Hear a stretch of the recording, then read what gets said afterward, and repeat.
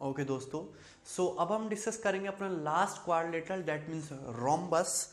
Paper में इससे कभी कभार क्वेश्चन आ जाते हैं, नॉर्मली एक ही क्वेश्चन आता है, वो मैं आपको बताऊंगा, बस एक ही क्वेश्चन आएगा। ठीक है, चलिए ध्यान से समझेंगे, बहुत ही आसान है। होता क्या है रोम्बस? रोम्बस मतलब समचतुर्भुज। आपने पैरेललोग्राम पढ़ा होगा, मैंने पढ़ा है। पैरेललोग्राम में क्या होता है कि आमने सामने की साइड्स पैरेलल होती हैं और आमने सामने की साइड लेंथ में इक्वल होती है, केवल आमने सामने की अपोजिट साइड। रोम्बस भी एक टाइप का पैरेललोग्राम है या फिर एक स्पेशल केस ऑफ पैरेललोग्राम है। रोम्बस एक ऐसा पैरेललोग्राम है जिसकी केवल आमने सामने की साइड बराबर ना हो के चारों साइड ही बराबर हो जाएं। तो मैं बना रहा हूं आपके सामने एक सुंदर सा रोम्बस। तो ये है आपका रोम्बस, इस तरीके से होगा। ये A B C D rhombus है, ये आपका ए बी सी डी हमने बनाया। इसमें आमने सामने की साइड पैरेलल है, यानी कि side A B is parallel to side C D और side A D is side parallel to side B C. और यहाँ पे चारों लेंथ इक्वल है। अगर ये स्मॉल ए है तो ये भी स्मॉल है, ये स्मॉल है, ये भी स्मॉल है, तो ये बन जाएगा आपका रोम्बस। यानी कि ए बी बराबर बी सी बराबर सी डी बराबर डी ए, यानी कि स्मॉल ए। चारों साइड बराबर हो गई।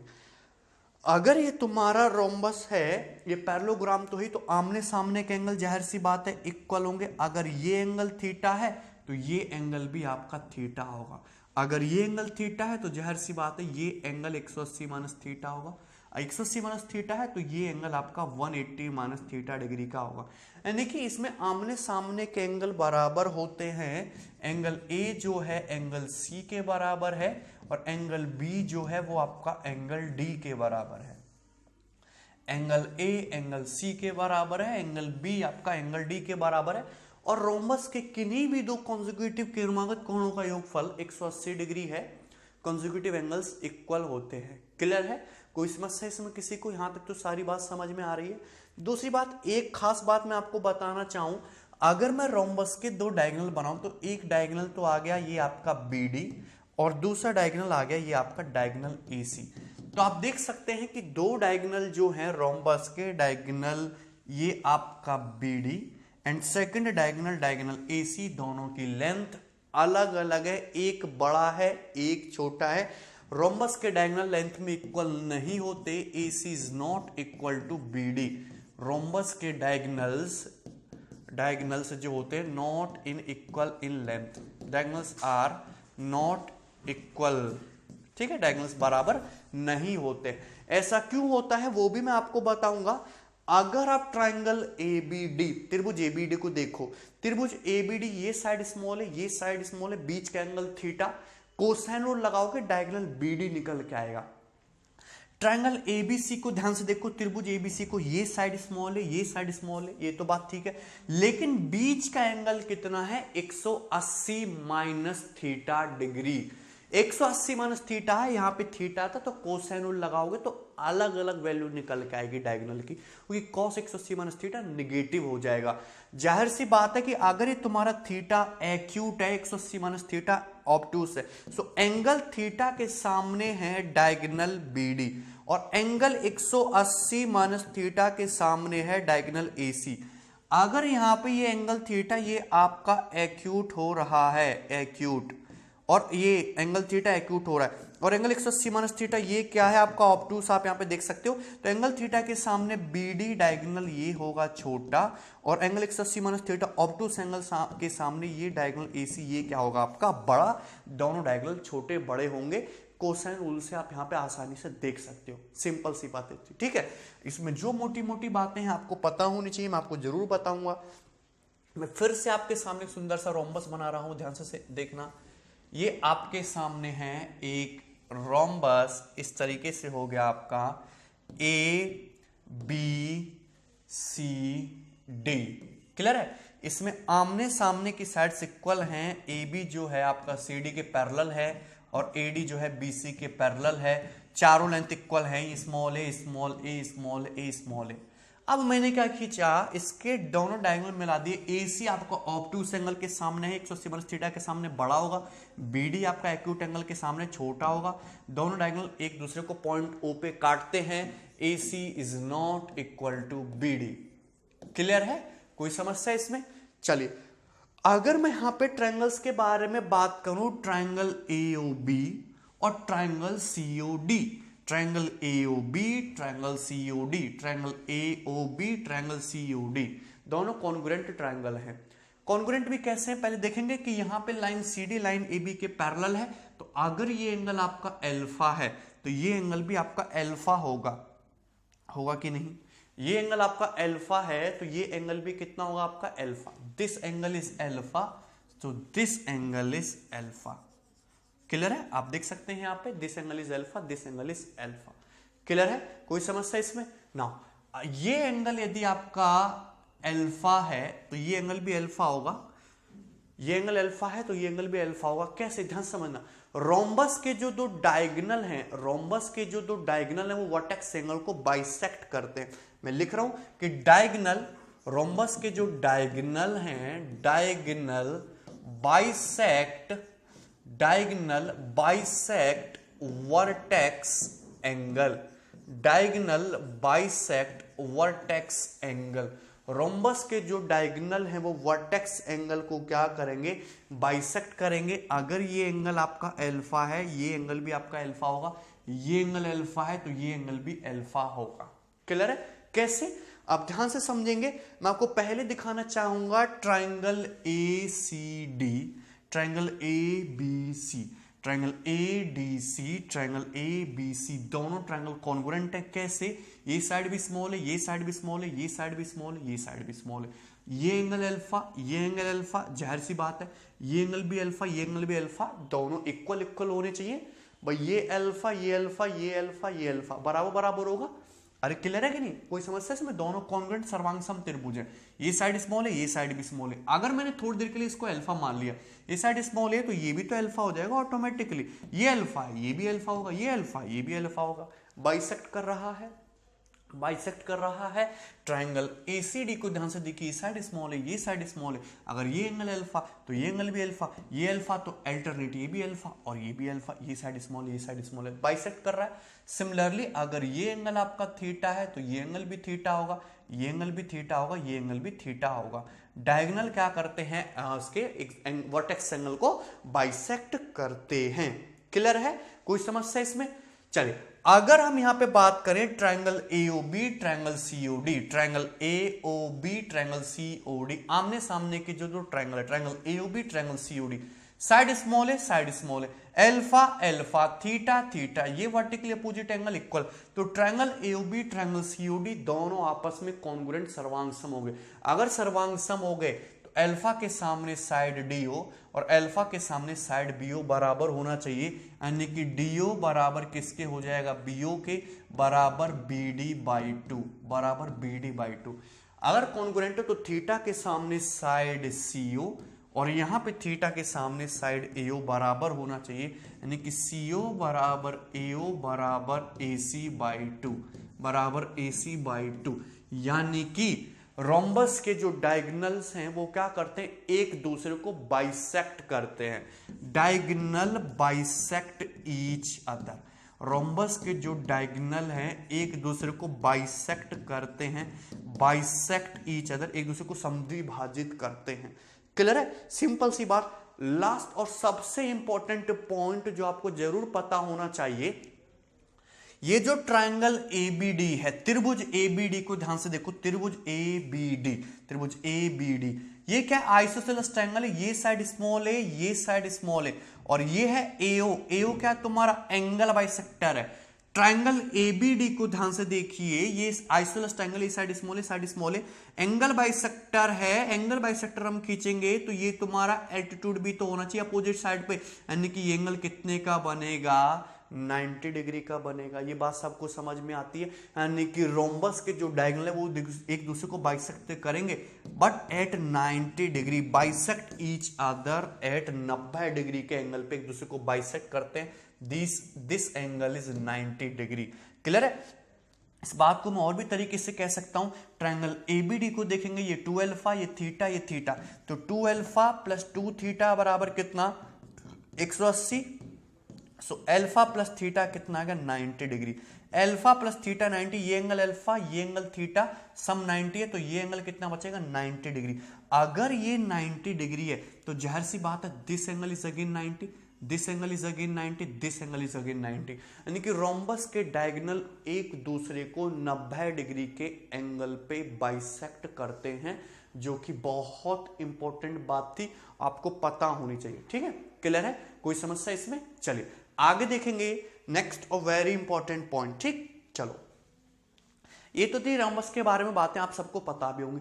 अगर हम रोम्बस के एरिया के बारे में बात करें या पेरीमीटर के बारे में, मैं आपके सामने एक रोम्बस बनाता हूं फिर से ABCD, ABCD, क्लियर है, ये हो गया रोम्बस ABCD।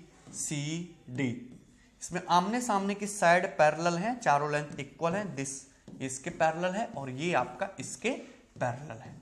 कोई समस्या है इसमें? सिंपल सी बात, ये साइड आपकी स्मॉल a है, ये साइड आपकी स्मॉल a है, ये साइड भी स्मॉल a है और ये साइड भी स्मॉल a है।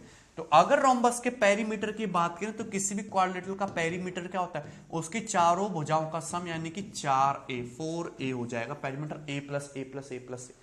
सपोज ये एंगल आपका थीटा डिग्री का है, ये एंगल आपका थीटा डिग्री का, रोम्बस का एक एंगल आपको दे दे, चाहे कोई भी दे दे। अगर मैं बी से डी को मिला दूं, अगर मैं बी से डी को मिला दूं, दो ट्रायंगल दिखाई दे रहे हैं, triangle ABD, triangle DCB, triangle ABD, triangle DCB, दोनों कॉन्ग्रुएंट है, सर्वांग सम ट्रायंगल है। कैसे भाई, ये स्मॉल है, ये स्मॉल है, ये बीडी दोनों में कॉमन, ये स्मॉल है, स्मॉल है, बीडी दोनों में कॉमन, दोनों ट्रायंगल सर्वांग सम है। यदि मैं ट्रायंगल एबीडी का एरिया देखूं तो कितना होगा 1/2 a इंटू ए और उनके बीच के एंगल का साइन। पूरे रोम्बस का एरिया देखो तो मल्टीप्लाई बाई 2, ये हो जाएगा आपका रोम्बस ABCD एरिया, ये हो जाएगा आपके रोम्बस ABCD का एरिया। क्लियर है भाई? देखिए 2 से 2 कट जाएगा, यानी कि कितना a square sine theta, a square sine theta, ये हो जाएगा आपका रोम्बस ABCD का क्षेत्रफल। क्लियर है भाई? बताइए इसमें किसी प्रकार की कोई समस्या किसी भाई को? क्लियर है, सिंपल सी बात है। ठीक है, चलिए आगे देखेंगे।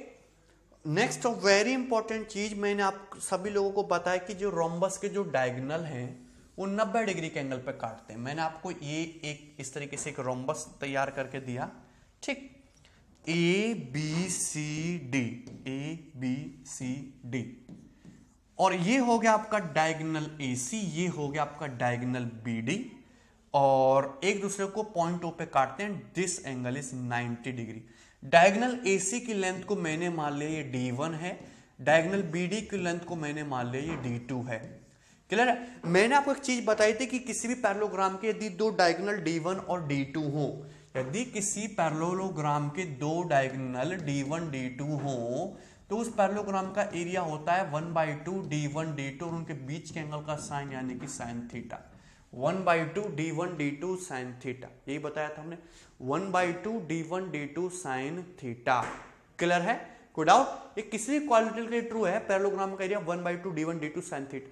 यहां पे रोम्बस के दो डायगोनल हैं D1 और D2, दूसरे को 90 डिग्री के एंगल पे काट रहे हैं, तो रोम्बस का जो एरिया होगा फिर वो कितना होगा, रोम्बस का एरिया, रोम्बस का एरिया थीटा की जगह 90 डिग्री रख देंगे तो 1/2 D1 D2 साइन 90, यानी कि साइन 91 हो जाएगा, यानी कि 1/2 D1 D2, ये होगा आपका रोम्बस का एरिया। 1/2 डायगोनल्स का product, 1/2 D1 D2, 1/2 into product of diagonals. Clear? Simple सी बात है। चलिए आगे बढ़ेंगे, नेक्स्ट सवाल, नेक्स्ट कंसेप्ट देखेंगे ध्यान से। अगर मैं आपके सामने एक रोम्बस इस तरीके से बनाता हूं ABCD, ये हो गया आपका रोम्बस ABCD। ये रिजल्ट पेपर में भी पूछा जाता है और इसको आपको क्वेश्चंस में अप्लाई भी करना है जब आप क्वेश्चन सॉल्व करेंगे। इसके दो डायगोनल हैं ACBD, एक दूसरे को पॉइंट O पे काटते हैं। डायगोनल AC की वैल्यू D1 है, डायगोनल BD की वैल्यू D2 है। रोम्बस की ईच साइड स्मॉल a है, ये स्मॉल है, ये स्मॉल है, ये स्मॉल है, ये स्मॉल है, तो ये एंगल कितने का जाएगा भाई 90 डिग्री का। रोम्बस के डायगोनल क्या करते हैं, एक दूसरे को बाइसेक्ट करते हैं। तो एओ की जो लेंथ है वो ओसी के बराबर होगी और डीओ की जो लेंथ है वो बीओ के बराबर होगी। तो यदि मैं आपसे ओसी की लेंथ की बात करूं तो एसी का हाफ, डायगोनल एसी का हाफ यानी कि d1/2। यदि मैं आपको ओबी की बात करूं तो आपके बीडी का हाफ यानी कि d2/2, ये होगा d2/2। अगर हम ट्राइंगल ओबीसी को देखें तो एक राइट एंगल ट्राइंगल है समकोण त्रिभुज, जिसमें कांटा दूरी ओसी d1/2, कांटा दूरी बीओ d2/2। ये डिस्टेंस कितनी है, d1/2।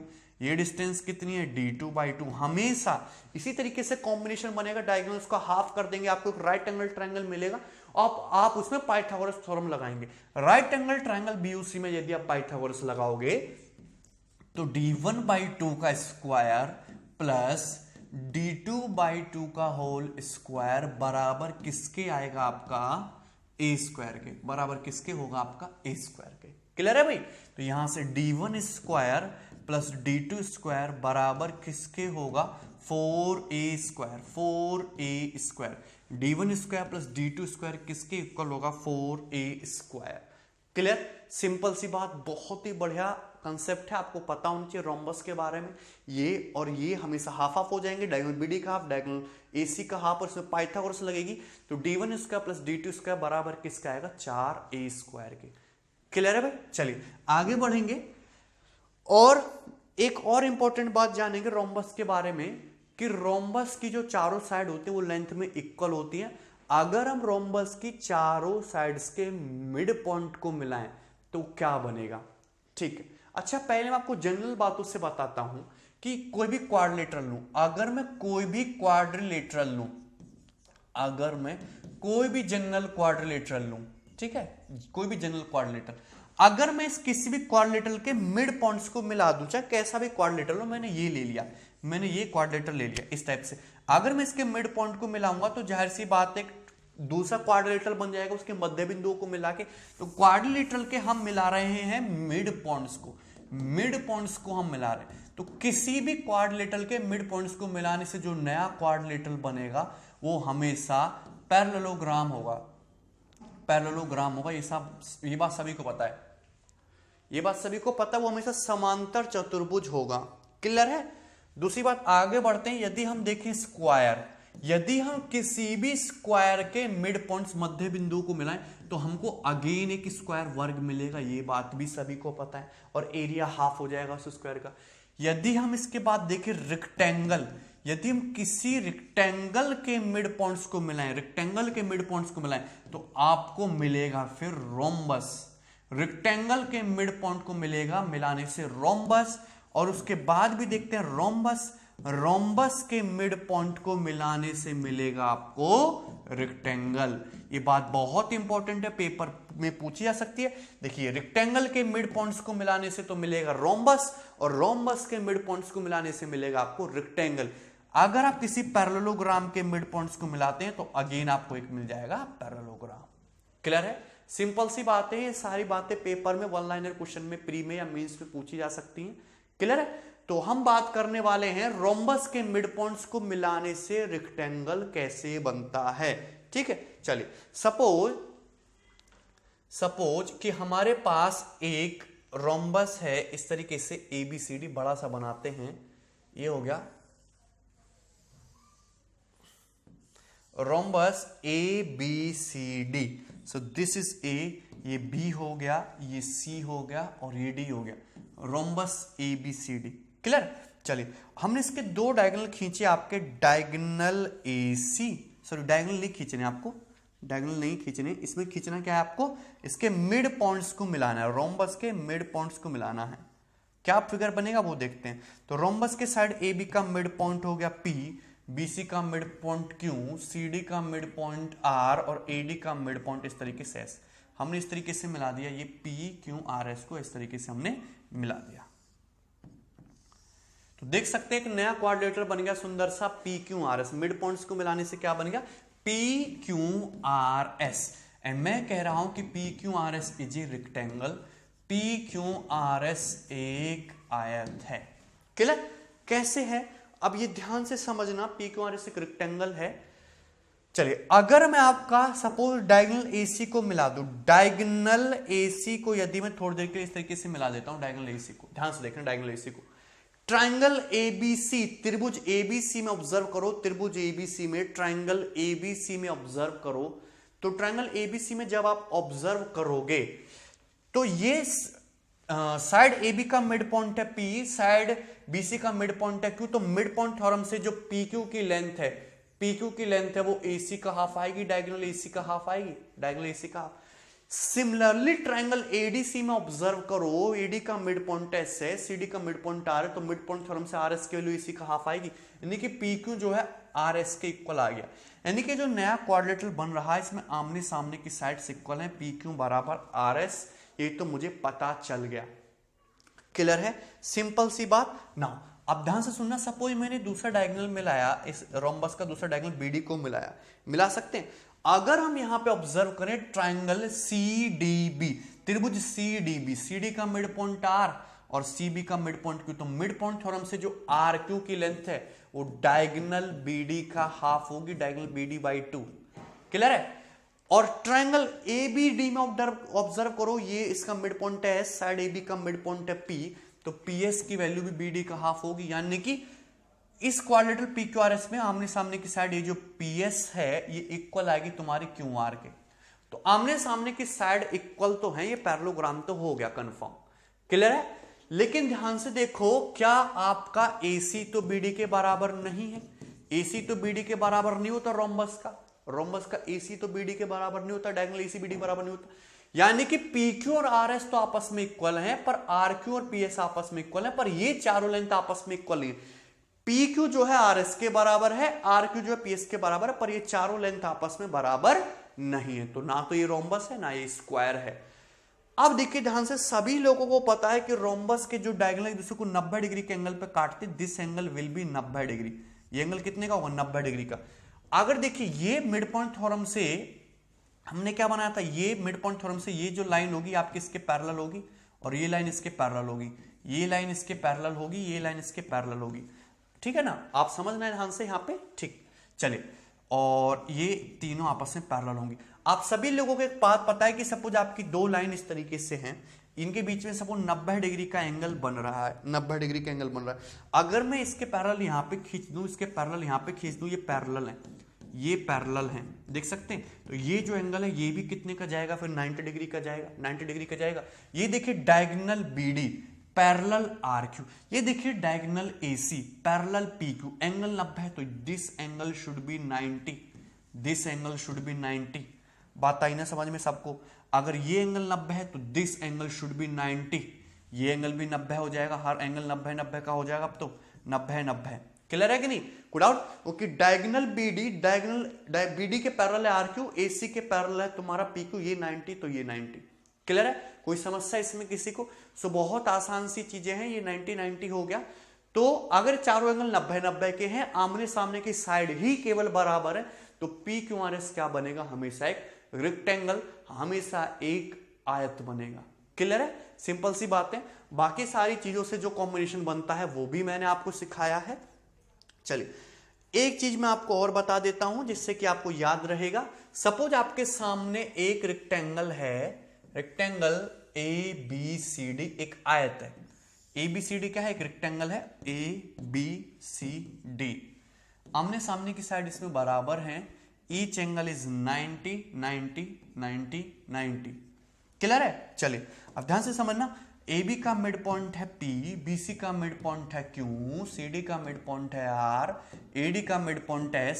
हमने इस तरीके से मिड पॉइंट्स को मिलाया है, तो मिड पॉइंट्स को मिलाने पे क्वाड्रिलेटरल बनेगा, रेक्टेंगल के मिड पॉइंट्स को मिलाने से क्वाड्रिलेटरल बनेगा। और मैं क्या कह रहा हूं कि जो क्वाड्रिलेटरल है PQRS एक रोम्बस है, is a rhombus.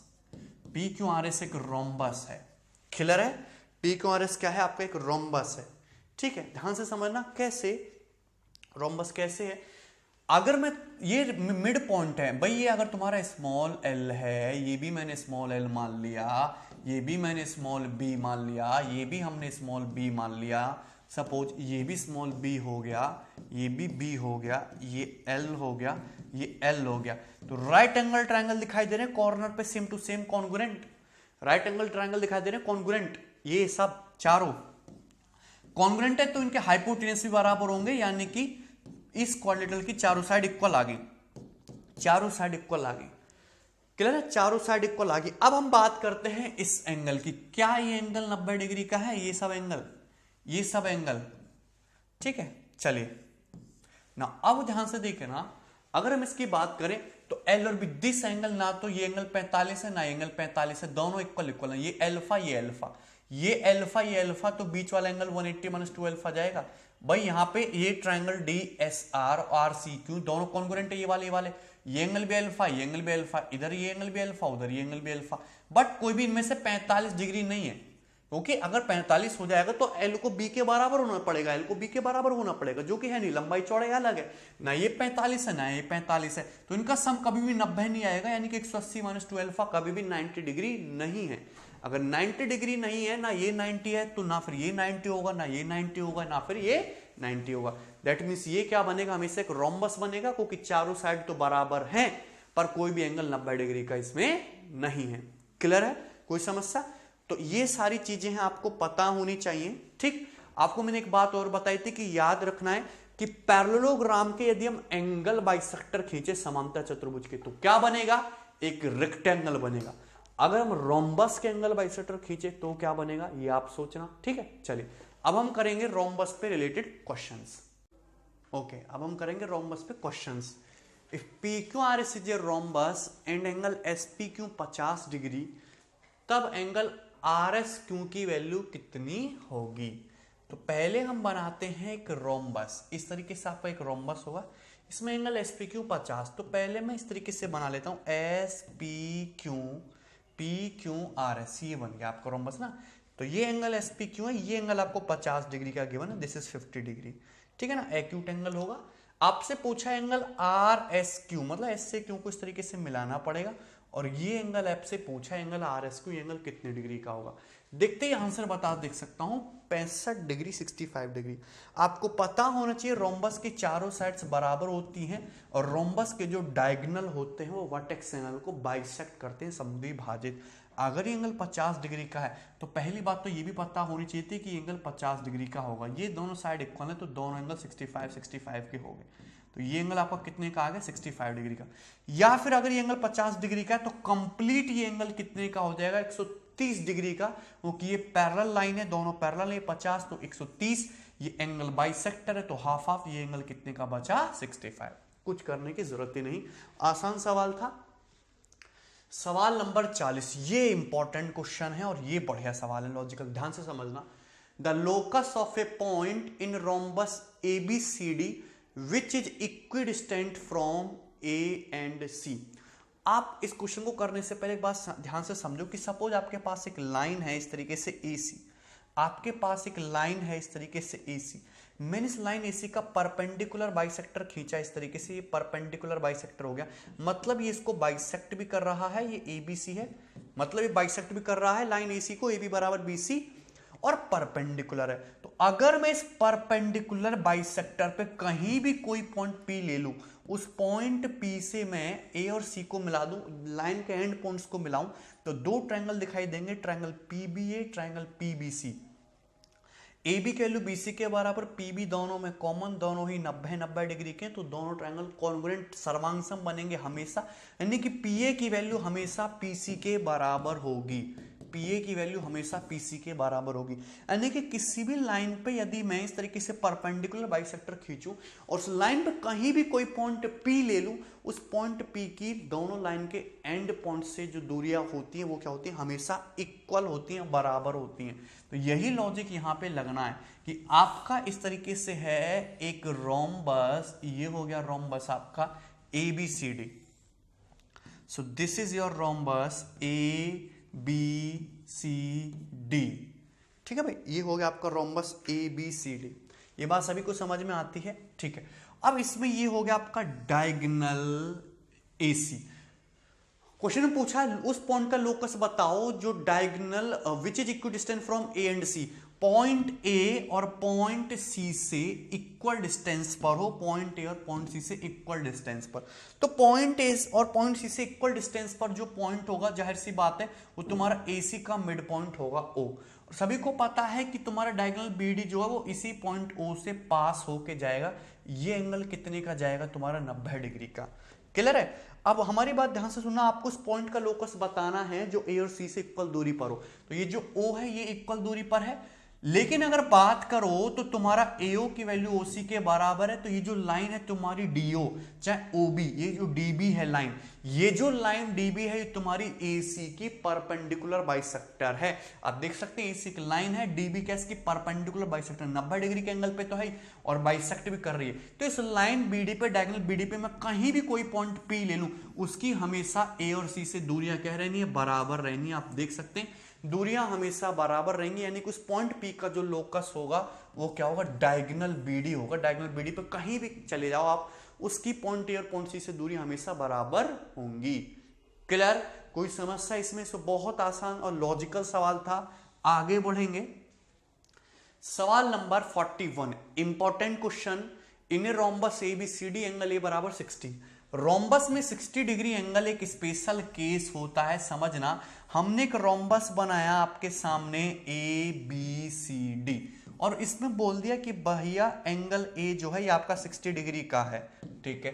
A B जो है वो आपका 12 है, तो जाहिर सी बात है ए डी भी 12 होगा, डी सी भी 12 होगा, बी सी भी 12 होगा। Find the length of diagonal B D. Diagonal B D की लेंथ आपसे पूछिए, आंसर 12 सेंटीमीटर। कुछ करने की जरूरत नहीं। अगर ये तुम्हारा 12 है, ये तुम्हारा 12 है, 60 डिग्री का एंगल है, तो ये दोनों इक्वल हैं, तो ये भी 60 डिग्री का एंगल जाएगा हमेशा, 60 का। 60 ट्रायंगल एबीटी तो इक्विलेटरल बनेगा। ये साइड 12, ये साइड 12, तो बीडी भी 12। खत्म सवाल। अगर आपसे पूछा होता इसमें रोम्बस का एरिया बताओ, तो ट्रायंगल एबीडी एक इक्विलेटरल है, इक्विलेटरल ट्रायंगल का एरिया √3/4 ए स्क्वायर। देखो मुझे पता है साइड 2 तो एरिया √3, साइड 12 तो एरिया 36√3। सिंपल सा। ट्रायंगल एबीडी का एरिया पता है, रोम्बस का एरिया निकालने के लिए इसका डबल कर देंगे, आंसर आ जाता 72√3, 72√3 ये आ जाता। और रोम्बस का एरिया पूछा जाता। अगर आपसे पूछा जाता कि बताओ डायगोनल एसी की लंबाई क्या है, तो ऑब्वियस सी बात, अगर ये 60 है तो ये एंगल कंप्लीट कितना हो जाता, 120। ये 12 120 के सामने डायगोनल एसी कितना होता, 12√3। आंसर क्या होता, 12√3। क्लियर है? तीनों चीज पूछी जा सकती थी, मैंने आपको तीनों चीज निकालना सिखाया। नेक्स्ट सवाल नंबर 42, सेम वही सवाल है, कोई नई चीज नहीं है, बहुत ही आसान क्वेश्चन इस पे बनते हैं। एबीसीडी जे रोम्बस हुज साइड एबी बराबर 4 सेंटीमीटर। तो आपके सामने है एक रोम्बस एबीसीडी, एंगल एबीसी 120। तो 120 60, ये 120 डिग्री है, ये 60 डिग्री होगा। साइड एबी 4 है। पूछा है length of diagonal B D, B D की लंबाई कितनी होगी, ये भी 4 होगा, ये 60 है, ये तुम्हारा 60 का होगा, एंगल बाइसेक्टर होगा ना, 60 ये 60, ठीक है, दोनों इक्विलेटरल बनेंगे। 4 डायगोनल बीडी भी तुम्हारा कितना आ जाएगा, 4 सेंटीमीटर। D option. नेक्स्ट सवाल, इफ एबीसीडी इज रोम्बस तब इनमें से क्या ट्रू है, तो ये थ्योरम है, रोम्बस के डायगोनल के स्क्वायर का सम जो होता है, रोम्बस के डायगोनल के जो स्क्वायर का जो सम होता है वो रोम्बस की साइड के स्क्वायर का 4 गुना होता है। ए ऑप्शन करेक्ट आंसर है, देखते ही पता लग रहा है। मैं आपको बता देता हूं आया कहां से है। सपोज आपके पास है एक रोम्बस एबीसीडी समचतुर्भुज। क्लियर है? चलिए, अगर मैं इसके दोनों डायगोनल मिलाऊं, ये डायगोनल बीडी, ये डायगोनल एसी, एक दूसरे को पॉइंट ओ पे काटेंगे, 90 डिग्री का होगा। ओसी डायगोनल एसी का हाफ होगा, AC/2। ओबी डायगोनल बीडी का हाफ होगा, BD/2। क्लियर है? चलिए, यहां पे पाइथागोरस थ्योरम लगाएंगे, तो AC²/4 प्लस BD²/4 बराबर किसके आ जाएगा, आपका BC² के बराबर। किसके आ जाएगा, BC²। BC की बजाय क्या दे रखा है आपको, AB दे रखा है, वैसे भी साइड BC और AB बराबर ही है, AB²। तो देख सकते हैं यहां से AC² प्लस BD² किसके बराबर आ गया, 4 टाइम्स ऑफ AB²। सिंपल। चलिए नेक्स्ट सवाल नंबर 44, यही सवाल है जो बार बार आपके एसएससी के पेपर में आता है। Diagonal of rhombus are 30 and 16, find the perimeter. Perimeter हो गया 68। कुछ करने की जरूरत नहीं, देखते ही सवाल खत्म। आपके पास है ए बी सी डी एक रोम्बस, इसके डायगोनल है 30 और 16, ये डायगोनल हो गया 30, ये डायगोनल हो गया 16, ओ पे काट रहे हैं तो ओसी जो हो जाएगा आपका 30 का हाफ 15 होगा, ओबी जो होगा 16 का हाफ 8 सेंटीमीटर होगा, डायगोनल बाइसेक्ट करेंगे, ये एंगल 90 डिग्री का होगा तो ये 15 8 17 होगा, ट्रिपलेट 15 8 17 याद होना चाहिए, ट्रिपलेट 90 के सामने साइड 15 8 तो कितना होगा 17 17 17 17 17 कितना आ गया पेरीमीटर 68। क्लियर। चलिए नेक्स्ट सवाल number 45, find the diagonal of the rhombus if the perimeter of rhombus is 52 metre while its longer diagonal is 24। तो आंसर आ गया इसका 10। देखते ही सपोज आपके पास है एक रोम्बस इस तरीके से ए बी सी डी, अब इसका rhombus A B C D है, इसका पेरीमीटर 52 है तो प्रत्येक साइड 13 की होगी, साइड 13 ये साइड 13, डायगोनल मिलाया हमने एक दूसरे को ओ पे काट रहे हैं, लॉन्गर डायगोनल 24 है सो ओ से सी तक की दूरी कितनी होगी 12, ये 90 डिग्री का एंगल, अगर ये 13 है ये 12 है ये 90 है तो 90 के सामने 13 12 तो ओ भी कितना जाएगा 5, ओ भी कितना जाएगा 5, ओ भी 5 है तो ओडी भी 5 है होगा, तो डायगोनल बी डी कंप्लीट कितना आ गया 5 + 5 यानी कि 10। ठीक ओके। सवाल नंबर 46 क्वेश्चन आपको खुद से ट्राई करना है, देखो वर्बली हो जाते हैं, डायगोनल दिए 4.8 1.4 what is the perimeter, perimeter हो गया 10, खत्म सवाल। भाई अगर डायगोनल 4.8 1.4 है हाफ हाफ करो, हाफ हाफ करो कितना आएगा 2.4 और ये 0.7, ये डायगोनल का हाफ हाफ आ गया, 90 डिग्री के एंगल पे काटेंगे तो 24 और 7 का ट्रिपलेट 2.5 जाएगी रोम्बस की साइड और उसका 4 गुना होगा पेरीमीटर, यानी कि पेरीमीटर कितना आ जाएगा तुम्हारा 10। क्लियर है, कोई समस्या इसमें? आगे बढ़ेंगे सवाल नंबर 47। ओके, एबीसीडी जे रोम्बस, देखिए बहुत अच्छा सवाल है। एबीसीडी जे rhombus, side AB is produced to F and side BA is produced to E in such a manner that BF बराबर AB बराबर AE, which of the following statement is true। ध्यान से समझना, सबसे पहले मैं बनाता हूं कि आपके सामने एक रोम्बस है इस तरीके से ABCD, ये ABCD एक रोम्बस हो गया, side AB is produce to F, side AB को आगे बढ़ा रहे हैं, यानी कि A से B को बढ़ाया हमने इस तरह के पॉइंट F, BA को बढ़ाया गया E तक, तो BA को हमने इस तरीके से यहां तक आगे बढ़ाया ये E तक, इस तरीके से कि जो BF की लेंथ है वही आपकी AB की लेंथ है, वही आपकी AE की लेंथ है, तीनों लेंथ आपस में इक्वल है। निम्न में से कौन सा ऑप्शन ट्रू है? ED is greater than CF, मैंने E से D को मिलाया है, मैंने C से F को मिलाया है, E से D को मिलाया, मैंने C से F को मिलाया, इस तरीके से AD और CF हो गया। क्लियर है? तो कुछ बच्चों को लग रहा होगा कि हाँ ED CF के बराबर है, क्योंकि रोम्बस की साइड जो है वो चारों साइड ये तो इक्वल ही होंगी। सभी को पता है कि अगर ये एंगल सपोज आपका थीटा बन रहा है तो 180 माइनस थीटा होगा, ठीक है ना। अच्छा, तो ED जो है आपका यहाँ पे CF से बड़ा लग रहा है, पर यदि मैं रोम्बस को थोड़ा टिल्ट करके इस साइड बना दूं, इस साइड को, तो उस केस में ED क्या हो जाएगा आपका CF से छोटा हो जाएगा। तो हम शॉर्टी के साथ नहीं कह सकते कि ED जो है CF से बड़ा है। भाई यहाँ पे ये साइड भी स्मॉल है, ये साइड भी स्मॉल है, बीच में ऑब्ट्यूस एंगल है इसलिए ED बड़ा है, ये साइड भी रोम्बस की साइड है, ये साइड भी रोम्बस की साइड है, बीच में एक्यूट एंगल है इसलिए CF छोटा है। लेकिन रोम्बस को ऐसे टिल्ट कर दो, इसको एक्यूट कर दो, इसको ऑब्ट्यूस कर दो, तब तो बात नहीं रह जाएगी। दूसरा ऑप्शन देखते हैं, ED परपेंडिकुलर टू CF। अच्छा, तीसरा ऑप्शन भी देखते ही खत्म हो गया, ED CF के पैरेलल तो बिल्कुल नहीं होने वाला, ED CF के पैरेलल तो बिल्कुल नहीं, तीसरा ऑप्शन खत्म हो गया। ED perpendicular to CF, perpendicular कैसे होगा कि इसको जरा यहाँ पे इस तरीके से आगे बढ़ाया जाए और CF को इस तरीके से आगे बढ़ाया जाए, सपोज ये जाके G पॉइंट पे मिलते हैं, तो क्या ये एंगल कितने डिग्री का है, ये आपको देखना है कि ये एंगल आपका कितने डिग्री का है। ठीक है, चलिए देखते हैं। अगर ये एंगल सपोज आपका अल्फा है तो ये एंगल भी अल्फा होगा, क्योंकि ये रोम्बस की साइड है, ये भी रोम्बस की साइड है। ये एंगल थीटा है तो ये एंगल भी थीटा होगा, ये भी रोम्बस की साइड है, ये BF और ये BC बराबर है।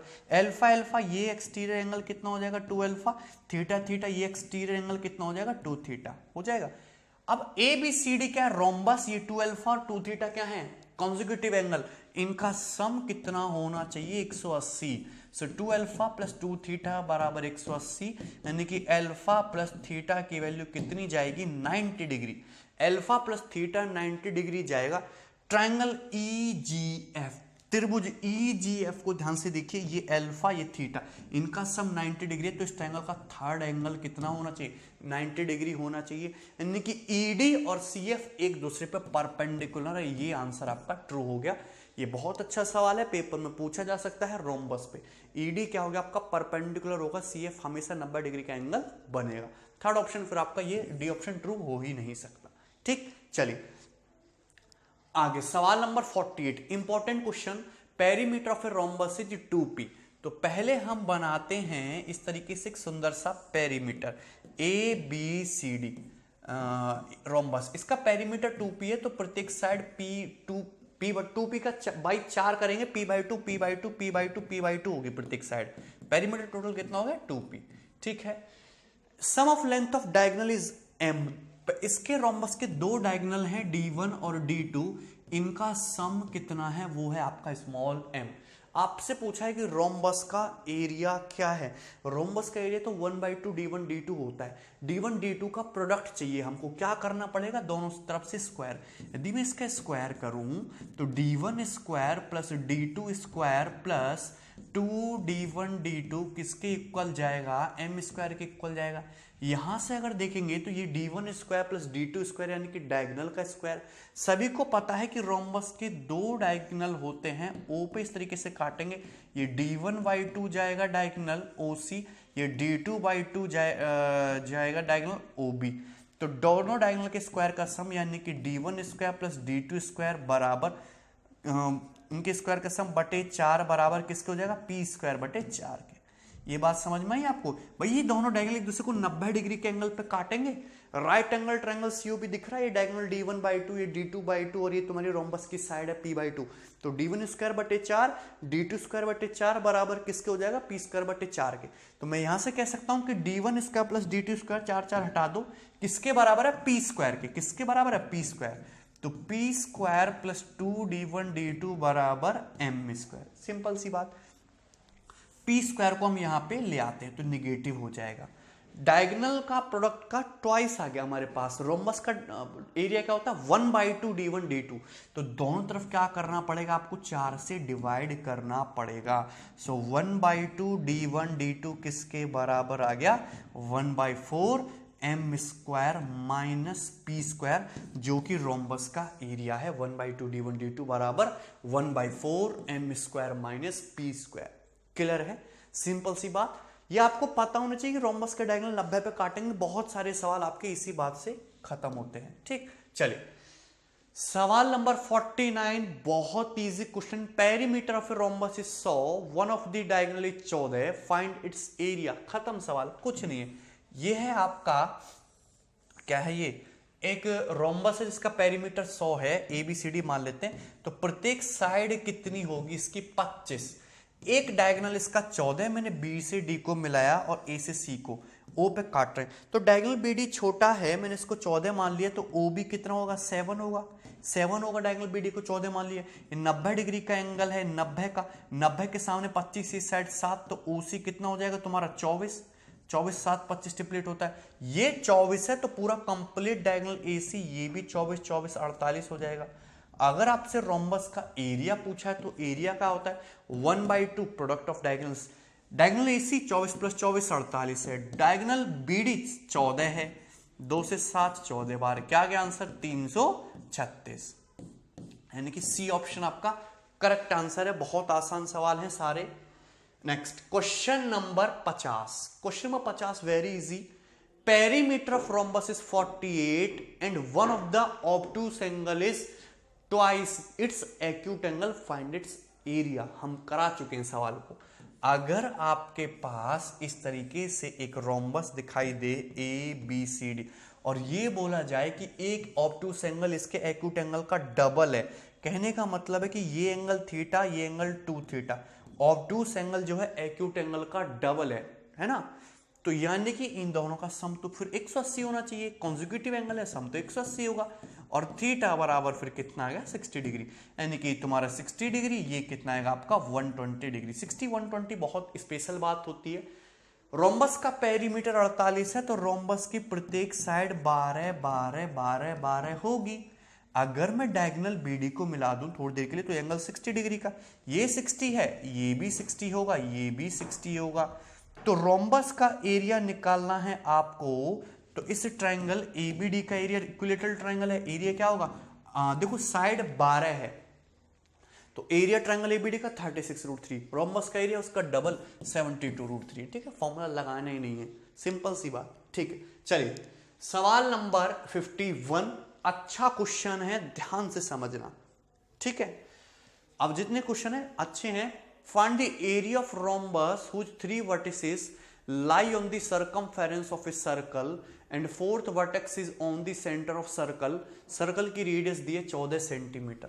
तो आपके पास एक सर्कल, इस तरीके से एक सर्कल है। ठीक है, बोला क्या गया है, उस रोम्बस का एरिया बताओ जिसकी 3 वर्टिसेस एक सर्कल की सर्कमफेरेंस पे हो, तो ये, और चौथी वर्टेक्स क्या हो, सर्कल का सेंटर हो।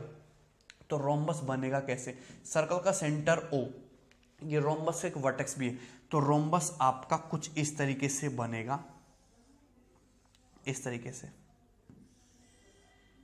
ये बना आपका रोम्बस। ठीक से बना नहीं पाए हम, मैं बढ़िया से बनाऊंगा।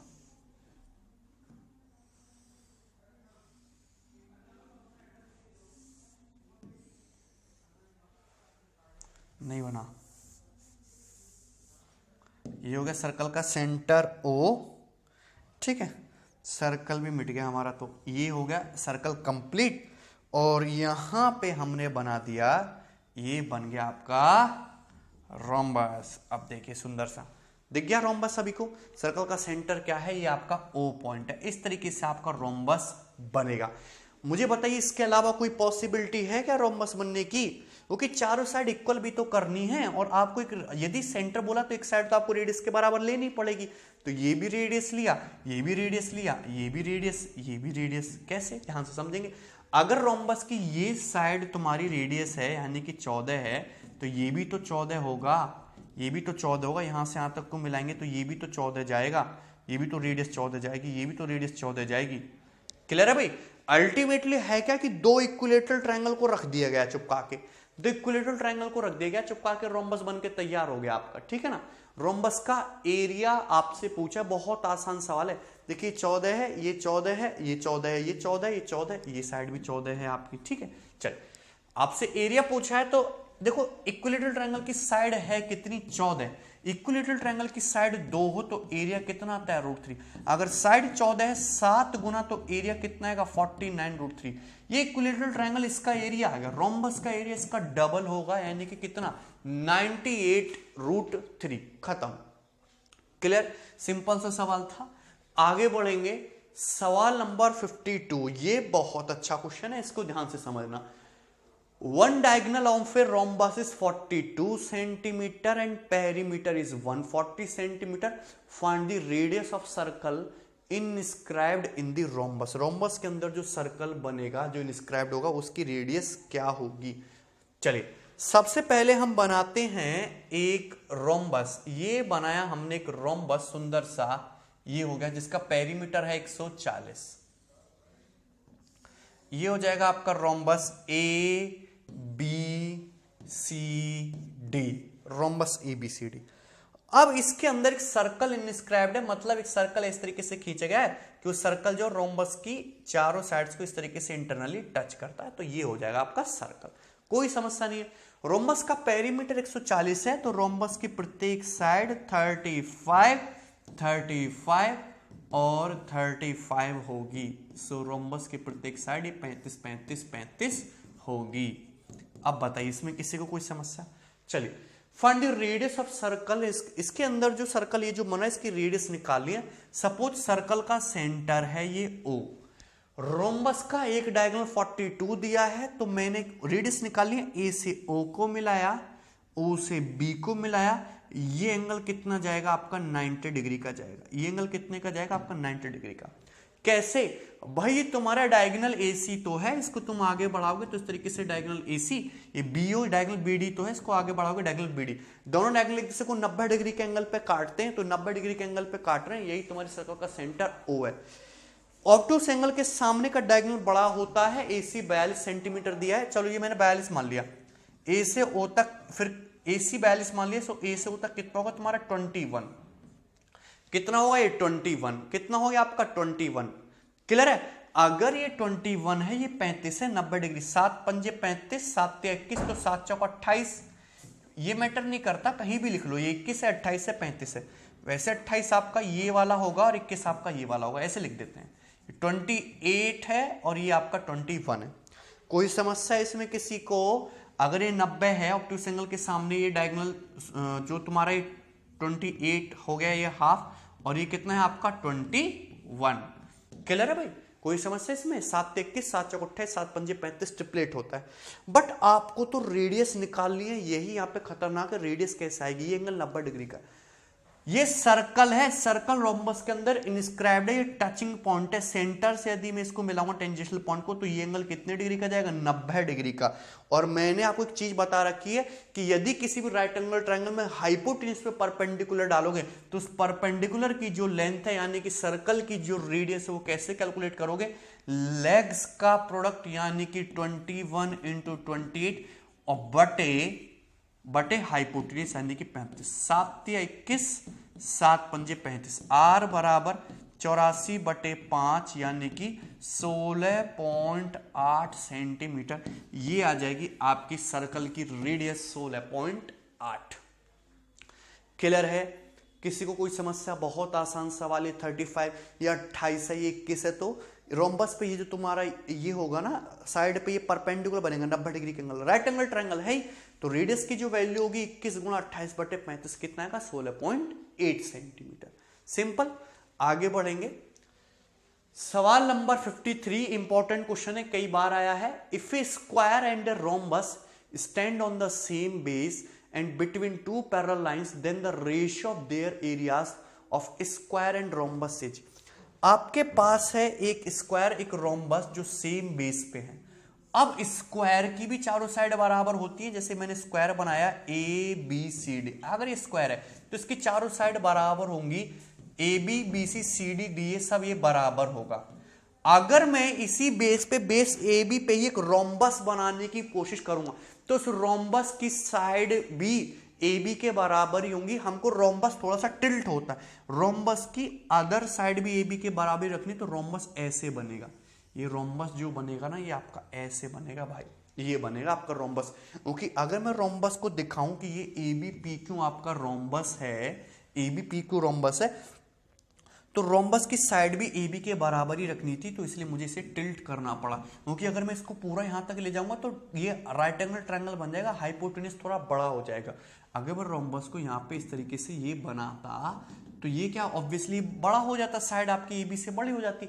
मुझे छोटा करना था, इसलिए मैंने इसको थोड़ा सा टिल्ट किया और DC से नीचे रखा है रोम्बस को। अगर स्क्वायर के एरिया की बात करूं तो स्क्वायर का एरिया क्या होगा? Side into side. अगर ये AB आपका 1 है, तो इसकी साइड भी ये भी कितनी हो जाएगी? हाइट भी 1। स्क्वायर का एरिया तो 1 इंटू 1। अगर रोम्बस के एरिया की बात करूं तो रोम्बस का एरिया क्या होता है? Base into height. तो यहां पे मैं रोम्बस की हाइट की बात करूं तो रोम्बस की हाइट क्या है तुम्हारी? लेस देन 1 हो गई। रोम्बस की जो हाइट है वो लेस देन 1 होगी, दोनों पैरेलल लाइन के बीच की दूरी लेस देन 1 हो गई। तो स्क्वायर है, रोम्बस है, दोनों का बेस तो बराबर है 1 1। अब स्क्वायर का एरिया भी बेस इंटू हाइट, रोम्बस का एरिया भी बेस इंटू हाइट। अगर इस रोम्बस की हाइट क्या होगी? स्क्वायर की हाइट से कम हो गई, यानी कि रोम्बस का एरिया भी स्क्वायर के एरिया से कम हो जाएगा, यानी कि आंसर क्या आएगा आपका? स्क्वायर का एरिया बड़ा है रोम्बस के एरिया से। क्लियर? सिंपल सी बात है, बहुत आसान सवाल था। आगे बढ़ेंगे। सवाल number 54। A kite in the shape of a rhombus has one diagonal 20 meter and one side 5√13 meter. How much will it cost to paint both the sides of kite at 20 paisa पर मीटर स्क्वायर? आपके सामने है एक इस तरीके से ये rhombus बना लेते हैं, इस तरीके से हमने रोम्बस ही बना लिया जो काइट की शेप में है। तो ये बन गया, चलो सपोज आपका ये रोम्बस, एक काइट है आपकी, ठीक है, ABCD। चलिए पतंग है, ओके। उसके बाद क्या बोला है कि इसमें एक डायगोनल 20 मीटर दिया है। तो ये डायगोनल जो है, हमने सपोज ये मान लिया कि AC आपका ये 20 है, तो ये O है, तो O से C तक फिर कितना जाएगा आपका 20 हो जाएगा। कितना हो जाएगा आपका 20 हो जाएगा। और इसकी एक साइड 5√13 है, तो ये साइड कितनी हो जाएगी 5√13। अच्छा, डायगोनल AC 20 दिया है, तो ये तो हाफ होगा ना, OC कितना जाएगा आपका 10।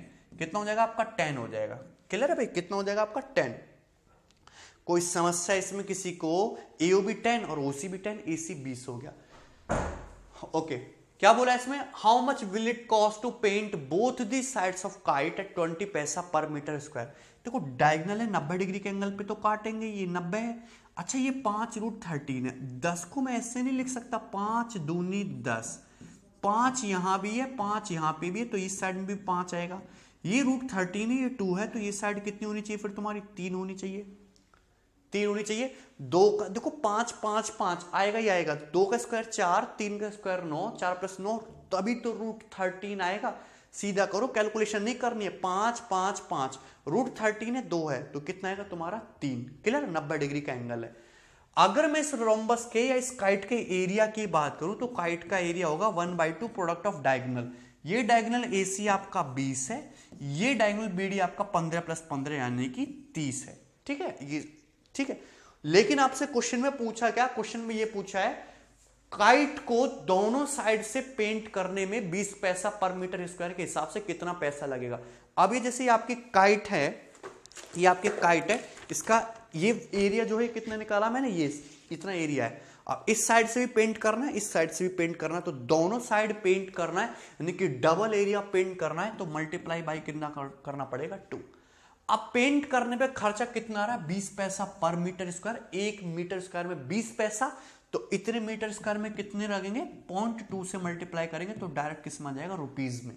ठीक है भाई, देखिए 2 से आपका 2 कट गया, और ये तुम्हारा 600 × 1.2 120, तो 120 रुपये आएगा आपका खर्चा। D option. क्लियर है? सिंपल सी बात है। आगे बढ़ेंगे। 55, the length of a diagonal of rhombus is 4:5 of the length of other diagonal.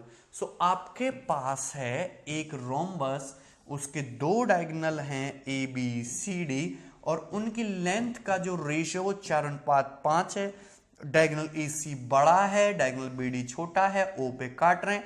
The length का अनुपात 4:5 है, तो उनकी हाफ लेंथ जो है, लेंथ का अनुपात 4:5 है। What is the ratio of area of rhombus to square of its larger diagonal? तो इसमें इतना कुछ करने की जरूरत ही नहीं। ये तुम्हारा, अगर ये तुम्हारा 4 यूनिट है, तो ये तुम्हारा 5 है। 4:5 के अनुपात में दोनों लेंथ। ठीक है, रोम्बस के एरिया और जो लार्जर डायगोनल है उसके स्क्वायर के में क्या रेशियो है? तो यदि मैं ये मान लूं कि जो रोम्बस के डायगोनल है वो 4 और 5 है, D1 4 है, D2 5 है, इसको भूल जाइए, इसको भूल जाइए, डजंट मैटर। ठीक है, चलो अगर रोम्बस के एरिया की बात करूं तो रोम्बस का एरिया 1/2 4 × 5। अगर लार्जर डायगोनल की बात करूं तो लार्जर डायगोनल 5 यानी कि 5 का स्क्वायर, तो 2 दूनी 4, 5 से 5 कट गया, क्या आ गया आंसर? 0.4:1। ये आंसर हो गया। सिंपल सा सवाल था। ठीक है, पूछा हुआ प्रीवियस ईयर क्वेश्चन है। Next 56 question. 56 क्वेश्चन अच्छा है, ध्यान से समझना। A circle is circumscribed by the rhombus, which in turn is made up by the joining the midpoints of a rectangle whose side 12 cm 16 cm respectively. What is the area of circle? Okay. सबसे पहले था आपके पास एक rectangle, सबसे पहले था आपके पास इस तरीके से एक रेक्टेंगल, समझते रहना ध्यान से, रेक्टेंगल था। अब रेक्टेंगल की जो लंबाई चौड़ाई दे रखी थी वो दे रखी थी, लंबाई है आपके रेक्टेंगल की ये 16, ठीक है भाई, और चौड़ाई है आपकी ये रेक्टेंगल की 12। रेक्टेंगल के मिड पॉइंट को मिला के बनाया गया रोम्बस, तो ये हो गए मिड पॉइंट्स। तो मिड पॉइंट्स को इस तरीके से मिलाया है, यहां पे ये मिल गए, और यहां पे रोम्बस के अंदर डाला गया है एक सर्कल। सर्कल जो रोम्बस है, सर्कल को सर्कमस्क्राइब कर रहा है, तो ये हो जाएगा आपका सर्कल, ये हो जाएगा आपका सर्कल। सुंदर सा डायग्राम बनाया है मैंने, ठीक है, देख सकते हैं। क्लियर है? कोई समस्या इसमें? What is the area of circle, इस सर्कल का एरिया क्या है, ये आपसे पूछा है। बहुत आसान सवाल है, मैं आपको इसकी रेडियस में निकालना सिखाऊंगा। अच्छा, ये रोम्बस है, यहां से ऐसे मिलाइए तो ये रोम्बस का डायगोनल जाएगा, यहां से ऐसे मिलाएंगे तो ये भी रोम्बस का डायगोनल जाएगा। रोम्बस का डायगोनल एक दूसरे को 90 डिग्री के एंगल पे बाइसेक्ट करेंगे। कोई समस्या इसमें? ये मिड पॉइंट है, मैं नाम दे देता हूं PQRS, मिड पॉइंट है।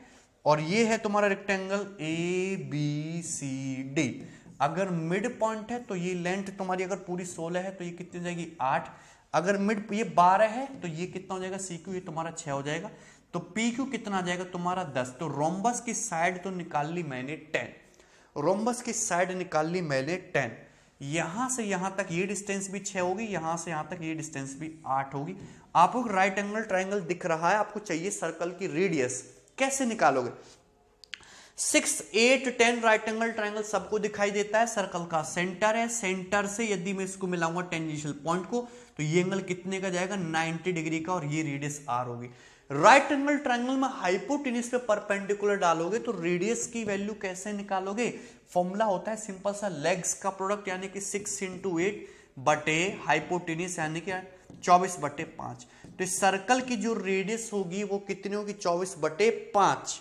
अगर सर्कल की रेडियस 24/5 है तो सर्कल का एरिया कितना होगा πr², यानी कि pi into 576/25, pi into 576/25। C option आपका करेक्ट आंसर होगा। इस तरीके से आप इस क्वेश्चन को इजीली अप्रोच कर सकते हैं। बहुत ही आसान सवाल है, कुछ नहीं है इन सवालों में, रोम्बस में टफ सवाल बनते ही नहीं है। यह सवाल नंबर 57 और लास्ट सवाल है, और इस क्वेश्चन को आपको खुद से ट्राई करना है, ठीक है। चलिए एक सवाल मैं आपके लिए छोड़ देता हूं, और इसी के साथ हमारी ज्योमेट्री ओवर हो चुकी है, और अब हम शुरू करेंगे मेंसुरेशन।